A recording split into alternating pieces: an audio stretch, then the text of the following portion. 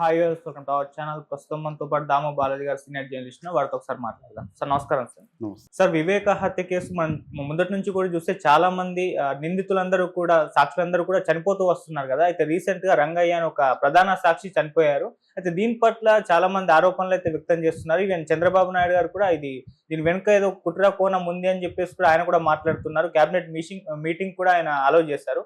అసలు నిజంగా ఈ రంగయ్యని చంపేస్తుంటారా? ఎందుకు చంపేస్తుంటారు? మరి నిజంగా ఈయన అంత ప్రధాన సాక్ష్యం, మరి దీని గురించి మీరేం చెప్తారు? మొన్న రంగయ్య రంగయ్య చనిపోయాడు. ఆయన ఎవరంటే వివేకానంద రెడ్డి దగ్గర వాచ్మెన్గా ఉన్నాడు. సో ఆయన చనిపోయిన తర్వాత ఒక 2 రోజుల పాటు గమ్మునుంది. మెల్లగా తెలుగుదేశం మీడియా దాని అనుమానాలు రేకెత్తించడం మొదలుపెట్టింది. దానికి తగినట్టుగా చంద్రబాబు నిన్న కేబినెట్ మీటింగ్లో ఈ విషయం మీద చర్చ చేసి ఇది అనుమానాస్పద మృతిలాగా ఉంది అని డీజీపీని పిలిచి అడిగారు. డీజీపీ హరికుమార్ గుప్తా ఆయన ఇది అనుమానాస్పద మృతిగానే ఉంది అని ఆయన చెప్పాడు. సో దాని మీద విచారణకు ఆదేశించారు. దాంతో ఒక్కసారిగా తెలుగుదేశం రాజకీయ నాయకులు, తెలుగుదేశం మీడియా రంగంలో దిగి ఇది అనుమానాస్పద మృతే, సాక్షులు ఒక్కొక్కరుగా చనిపోతున్నారు. ఇప్పటి వరకు శ్రీనివాసులు రెడ్డి, గంగాధర్ రెడ్డి, అభిషేక్ రెడ్డి వీళ్ళందరూ చనిపోయారు సాక్షులు. ఇప్పుడు ఈయన ప్రధాన సాక్షిగా ఉంటున్నాడు, ఈయన చనిపోయాడు అనేది వాళ్ళు చెబుతున్నారు. యాక్చువల్గా మనం ఆలోచిస్తే దీంట్లో వందలాది మంది సాక్షులు ఉన్నారు. రంగయ్య ఆయన ప్రధాన సాక్షి కూడా కాదు. ఆయనకి 80 ఏళ్ళు ఆల్రెడీ. ఆయనకి మతిమరుపు వచ్చి చాలా కాలం అయింది. ఆయన ఇంటర్వ్యూలు మీరు పాత చూస్తే ఆయన ఏమేమి మాట్లాడుతున్నాడో తెలియదు. ఫస్ట్ ఒక వాంగ్మూలం ఇచ్చాడు, తర్వాత మార్చుకున్నాడు. అసలు ఆ రోజు ఏం జరిగింది అని ఫస్ట్ ఏమి ఇచ్చాడంటే ఆయన, ఆ రోజు నేను బయట పడుకొని ఉన్నాను, అర్ధరాత్రి తర్వాత నాకు అలికిడి వినపడింది, లేచి తొంగి చూశాను, హడావిడిగా ఈ ఎర్రగంగిరెడ్డి, దస్తగిరి వీళ్ళు తిరుగుతున్నారు, ఒక రూమ్ నుంచి ఇంకొకటి ఏదో తీసుకెళ్తూ ఇట్లా ఉన్నారు. దాని తర్వాత నేను భయపడిపోయి పడుకునేసాను. వాళ్ళు ఆ తర్వాత ఒక్కొక్కరుగా వెళ్ళిపోయారు. ఆ తర్వాత మార్నింగ్ ఎర్రగంగిరెడ్డి వచ్చి రాత్రి చూసింది ఎవరికన్నా చెప్తే నిన్ను లేపేస్తానని నన్ను బెదిరించాడు, ఇది చెప్పాడు. అయితే ఇక్కడ ఈయన సాక్ష్యం అలా ఉంటే ఈయన వేరే వాళ్ళకి ఎందుకు చెప్పలేదంటే భయపెట్టారు కాబట్టి చెప్పలేదని చెప్పాడు. మంచిదే. తర్వాత ఏమైంది, ఈ కృష్ణారెడ్డి పిఏ కృష్ణారెడ్డి వాంగ్మూలం, కృష్ణారెడ్డి తర్వాత అక్కడ లక్ష్మమ్మ, వంట మనిషి, వాళ్ళ కొడుకు ప్రకాష్, ఈ ముగ్గురు వాంగ్మూలం తీసుకుంటే వాళ్ళు ఏం చెప్పారంటే, మేము కృష్ణారెడ్డి అర్లీ మార్నింగ్ 5:30కి మార్చి పెట్టిన తర్వాత 5:30కి వెళ్ళాడు. వెళ్తే లైట్లు లోపల వెలిగి లేవు. మామూలుగా ఈయన అర్లీగా లేస్తారు, తను వెళ్ళేసరికి లైట్లు లోపల వెలుగు ఉంటాయి, ఈయన బెల్లు కొడితే ఆయన తీస్తారు. ఇది జనరల్ ప్రొసీజర్. ఆ రోజు లైట్లు లేవు. మరోపక్క ఈ రంగయ్య నిద్రపోతున్నాడు బయట ఈయన వెళ్ళేసరికి. లక్ష్మమ్మ తర్వాత వచ్చింది, లక్ష్మమ్మ కొడుకు కూడా తర్వాత వచ్చారు. ఈయన కృష్ణారెడ్డి ఫస్ట్ వెళ్ళినప్పుడు లేదు, ఈ లోపల అక్కడ ఆంధ్రజ్యోతి పేపర్ వాళ్ళకి వస్తుంది, దాన్ని చదువుకుంటున్నాడు బయట లైట్లు వెలుగులో. ఈ లోపల ఆయనకి డౌట్ వచ్చింది, ఎందుకు సార్ ఇంకా లేవలేదని. ఎప్పుడైనా ఇలాంటివి జరిగినప్పుడు సార్ తిడతారు లేపకపోతే, నన్ను ఎందుకు లేపలేదని. అందుకని ఆయన ఏం చేశాడంటే, వాళ్ళ భార్య సౌభాగ్యం హైదరాబాద్లో ఉంటే ఆమెకు ఫోన్ చేశారు, సారు ఇలా లేవలేదమ్మా, లైట్లు వేయలేదు అంటే. ఆమె ఏం చెప్పిందంటే, రాత్రి లేటుగా వచ్చినట్టున్నాడు సారు, కొద్దిసేపు ఆగని చెప్పింది. దాంతో ఈయన ఆగాడు. ఈ లోపల వంట మనిషి ప్రకాష్ వచ్చారు. సో అప్పుడు మళ్ళీ ఫోన్ చేశాడు ఆమెకి సౌభాగ్యం, ఎంతసేపు లేవకుండా ఉండడే అని ఆమె కూడా డౌట్ ఎక్స్ప్రెస్ చేసింది. దాంతో వీళ్ళు లోపలికి వెళ్ళి అటు ఇటు కిటికీల్లో నుంచి తొంగి చూడడానికి, లోపలికి చూడడానికి ట్రై చేస్తున్నారు. అప్పటికి కూడా ఇతను లేవలేదు.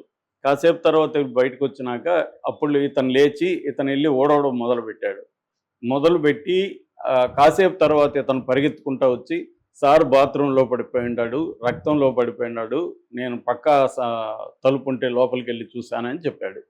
అంటే ఒక వ్యక్తి రాత్రి మర్డర్ చూసిన వ్యక్తి తెల్లరు ప్రశాంతంగా నిద్రపోగలుగుతాడా అనేది ఇక్కడ డౌట్. ఎందుకంటే ఈయన కృష్ణారెడ్డి లేచిన నాటికి నిద్రపోండడం, ప్రశాంతంగా లేచి ఆయన ఊడ్చుకోవడం ఇవి చేస్తున్నాడు తప్ప, ఆయనకి ఏమాత్రం మనిషిలో టెన్షన్ కానీ లేకపోతే రాత్రి మర్డర్ చూసిన ఫీలింగ్స్ కానీ, అప్పటికి ఇంకా బెదిరింపులు కూడా లేదు. ఎందుకు బెదిరించిన తర్వాత కదా, మార్నింగ్ 5:30కి వచ్చి బెదిరించలేదు, నైట్ బెదిరించలేదు, అప్పటికి బెదిరించలేదు. సో బెదిరించినప్పుడు ఈయన అసలు నిద్రపడుతుందా తన బాస్ని చంపితే అనేది ఫస్ట్ థింగ్. వీళ్ళు వెళ్ళేసరికి నిద్రపోతున్నాడు. ఇంకా ఒక 1 అవరో హాఫ్ అన్ అవరో నిద్రపోయాడు వీళ్ళు వెళ్ళినాక కూడా. సో ఇది ఈ సాక్ష్యం ఎట్లా చెల్లుతుంది. దాని తర్వాత ఆయన ఏం చెప్పాడంటే, నన్ను సిబిఐ వాళ్ళు తీసుకెళ్ళి 1 మంత్ పెట్టుకొని కొట్టారు, అందుకని నేను వాళ్ళు చెప్పమన్నట్టు చెప్పానని కూడా ఈయన మీడియాతో కూడా చెప్పాడు. నాకేమీ గుర్తులేదు, ఇప్పుడు వాళ్ళు కొట్టినాక నాకు మైండ్ చెడిపోయింది, నాకు మెమరీస్ పోయింది అనేది కూడా మీడియాతో, అవన్నీ మీడియాలో రికార్డులు ఉన్నాయి, వీడియోలు ఉన్నాయి. సో అలాంటి వ్యక్తిని ఇప్పుడు ఎవరు చంపుతారు? 80 ఏళ్ళు ఆయనకి. అసలు ఆయన బతుకుండాడో లేదో కూడా తెలియదు. ఆయనకి ఎప్పటి నుంచో అనారోగ్యంతో ఉన్నాడు, ఆయన హాస్పిటల్లో చనిపోయాడు. ఇదంతా ఏంటంటే తెలుగుదేశం వాళ్ళు దీన్ని ఇంకా పిండుతున్నారు. ఆల్రెడీ ఇది చెరుకు పిప్పిలాగా అయిపోయింది కేసు. ఈ కేసులో ఎవడికి పిండినా ఏం రాదు ఇప్పుడు. ఎవడు చంపినా ఆంధ్ర ప్రజలకి ఇప్పుడు ఎవరు పట్టదు. అయినా పిండదాం అని పిండుతున్నారు. ఏదైనా వస్తుందేమో రసం అని పిండుతున్నారు తప్ప దీంట్లో ఏమీ లేదు. అంత సీరియస్గా ఉంటే ఇవాళ బీజేపీ గవర్నమెంట్ సెంట్రల్లో వీళ్ళదే ఉంది, చంద్రబాబు మీద ఆధారపడే అక్కడ గవర్నమెంట్ ఉంది, ఇక్కడ వీళ్ళ గవర్నమెంటే ఉంది. మరి ఎందుకు అవినాష్ రెడ్డిని అరెస్ట్ చేయట్లేదు? అప్పుడంటే సిబిఐని అడ్డుకున్నారు, జగన్ పోలీసులు, ఇవన్నీ కథనాలు వచ్చాయి. ఇప్పుడు మీరే కదా ఉన్నారు కేంద్రంలో, మీరే కదా ఇక్కడ ఉన్నారు. మరి అవినాష్ రెడ్డిని అరెస్ట్ చేయండి. ఆయన ఏ8గా ఉంటున్నాడు కేసులో, ఆయన ఎందుకు అరెస్ట్ చేయట్లేదు? ఈ కేసుని ఎందుకు ట్రయల్కి తీసుకెళ్ళట్లేదు? 9 నెలలు అయింది, ఎందుకు ట్రయల్కి తీసుకెళ్ళమని ఒత్తిడి చేయట్లేదు? ట్రయల్కి డెడ్ లైన్ కూడా విచారణ ముగించి ట్రయల్కి చేయాలి, విచారణ ముగించడానికి సుప్రీంకోర్టు డెడ్ లైన్ పెట్టి కూడా 2 ఏళ్ళు అయింది. సో మొత్తంగా 6 ఏళ్ళు అయింది కేసు. 6 ఏళ్ళు అయితే మరి చంద్రబాబు వచ్చి 9 ఏళ్ళు అయితే అటువైపు నుంచి ఎందుకు ప్రెజర్ చేయట్లేదు? అంటే క్లియర్గా ఏంటంటే ఈ కేసుని రాజకీయంగా ఉపయోగించుకుందామని జగన్ ట్రై చేస్తాడు. గతంలో 2019లో జగన్ ఉపయోగించుకున్నాడు. నారాసు రక్త చరిత్ర పుస్తకం వేసి మా బాబాయిని తెలుగుదేశంలో చంపారని చెప్పాడు. ఆయన కూతురు వివేకానంద రెడ్డి కూతురు కూడా జగన్కు ఉపయోగపడింది, తెలుగుదేశంలో చంపారని ఆమె కూడా మీడియాలో మాట్లాడింది. ఆ రకంగా జగన్ తెలుసు ఇది ఎవరు తెలుగుదేశం చంపించలేదని తెలుసు జగన్కి. కానీ దాన్ని రాజకీయంగా జగన్ ఉపయోగించుకోవాలి అనుకున్నాడు, ఉపయోగించుకున్నాడు. తర్వాత మేల్కొన్నారు వీళ్ళు తెలుగుదేశంలో. అప్పటి నుంచి ఇంకా ఈ 5 ఏళ్ళు అప్పుడప్పుడు డ్రామాలు నడుపుతూనే వచ్చారు, వివేకానంద రెడ్డిని జగనే చంపించాడని. సో దీంట్లో ఏంటంటే ఆల్రెడీ మనకి హైకోర్టు ఇక్కడ జస్టిస్ లక్ష్మణ్ గారు 16 ప్రశ్నలు సిబిఐకి సంధించారు. ఆ 16 ప్రశ్నలు కానీ చూస్తే ఎటువంటి మెటీరియల్ ఎవిడెన్స్ ఇప్పటివరకు ఉన్నట్టుగా తెలియదు.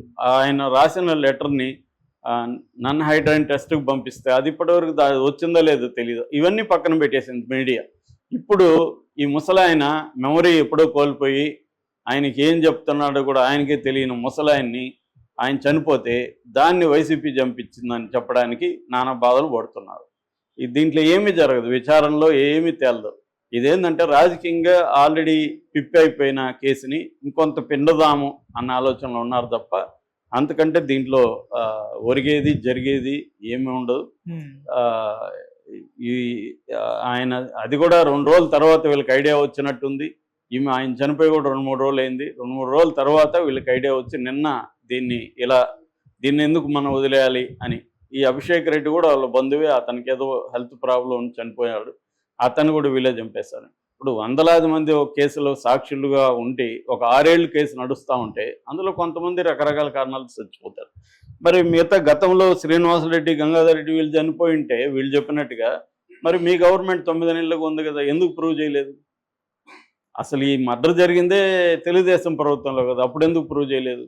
సో ఇది ఏంటంటే కేసుని ప్రూవ్ చేయాలి, దీంట్లో దోషులకు శిక్షలు పడాలి అనేది ఎవరికి లేదు. ఇక్కడ జగన్కి లేదు, చంద్రబాబుకి లేదు.